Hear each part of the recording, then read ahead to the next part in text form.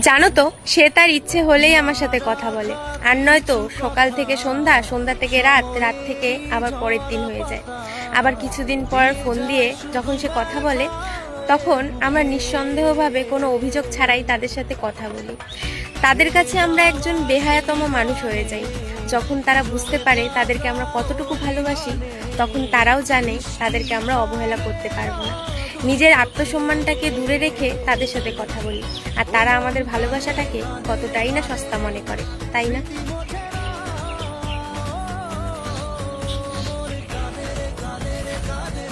ভাই আমাকে কমেন্ট করে, সেই কমেন্টটাই আমি পড়ছি, শুনে যাও। হয়তো তোমার সাথে এই ঘটনাটা ঘটেছে কিংবা ঘটতেও পারে।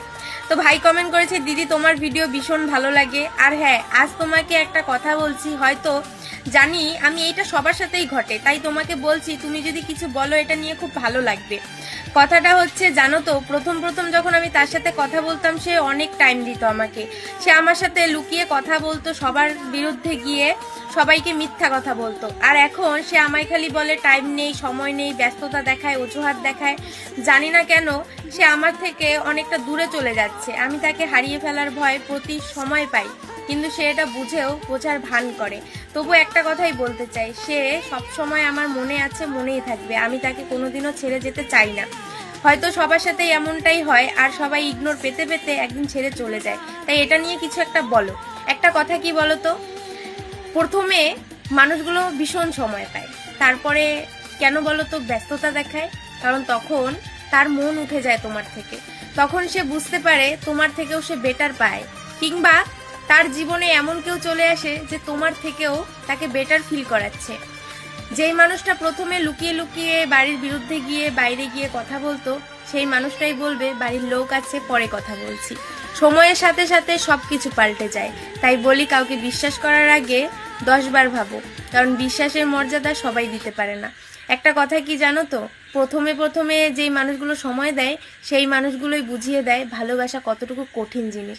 তাই শতবার ভাবো একটা মানুষকে লাইফ পার্টনার হিসাবে চুজ করার আগে, বুঝলে? দেখো, তোমাদেরকে একটা বাস্তব রিয়েলিটি বলি, ঠিক আছে?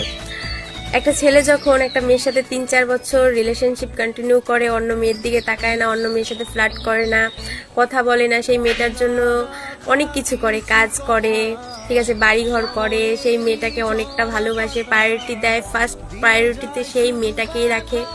তারপরে মেয়েটা আস্তে আস্তে এটাই ভাবতে শুরু করে, হয়তো সেই ছেলেটাকে পাত্তা দেয় না অন্য কেউ, হয়তো অ্যাটেনশন দেয় না দেখেই আমার পিছনে পড়ে আছে, এসব ভাবে। হয়তো সেই মেয়েগুলোর এটা বুঝতে পারে না যে ভাই, একটা ছেলে তোমার জন্য লয়াল আছে, সে তোমাকে টাইম দিচ্ছে। এটা ভাবছে না যে কেন টাইম দিচ্ছে, কারণ তাকে ভালোবাসে, তার সাথে চিট করতে চায় না। আর তাদের সেরকমই ছেলে পছন্দ, যাদেরকে অন্য অন্য মেয়েরা লাইন দেবে, যেই ছেলেরা অন্য মেয়েদের সাথে টাইম স্পেন্ড করবে, লুকিয়ে গিয়ে তাদের সাথে কথা বলবে, চিট করবে, তখন এসে বলবে সব ছেলেরা তো একই হয়। মানে ছেলেরা যেদিকেই যাবে সেদিকেই দোষ খুঁজে বের করবে।